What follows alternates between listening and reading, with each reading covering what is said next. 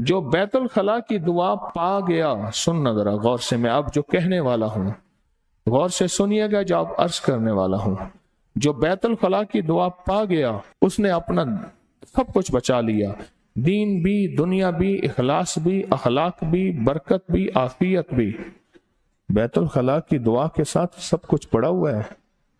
جو بیت الخلا کی دعا پا گیا، جو بیت الخلا کی دعا پا گیا، وہ اپنا سب کچھ بچا گیا۔ وہ سوچ نہیں سکتا کہ بیت الخلا کی دعا میں ہے کیا، اور اس میں طاقت اور اس میں کتنی حیرت انگیز تاثیر ہے۔ یہ حفاظت کرتی ہے اور سب کچھ بچا لیتی ہے۔ اس کی مشق شروع کر دیں اور بیت الخلا کی دعا کی مشق کریں، پھر مشق کریں۔ اگر بھول گئے، اندر یاد آ گئی تو دل میں پڑھنا، زبان پہ نہ پڑھنا، پڑھ ضرور لینا۔ زبان پہ نہیں پڑھ سکتے پھر، کیونکہ دین کو بھی کرنا ہے اور دین کی ترتیب کے مطابق کرنا ہے، دین پہ بھی چلنا ہے اور چلنا بھی دین کی ترتیب کے مطابق ہے۔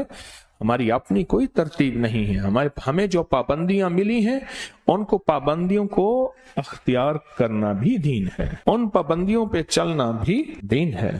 مشق کریں، بیت الخلا لٹنے سے بچائے گا، بیت الخلا کی دعا لٹنے سے بچائے گی۔ آپ نہیں سوچ سکتے کہ آپ کتنی چیزوں سے لٹنے سے بچ جائیں گے، دولت سے لٹنے سے، صحت کے لٹنے سے، اخلاق کے لٹنے سے، نیکیوں کے لٹنے سے، کتنی چیزوں سے آپ بچ جائیں گے۔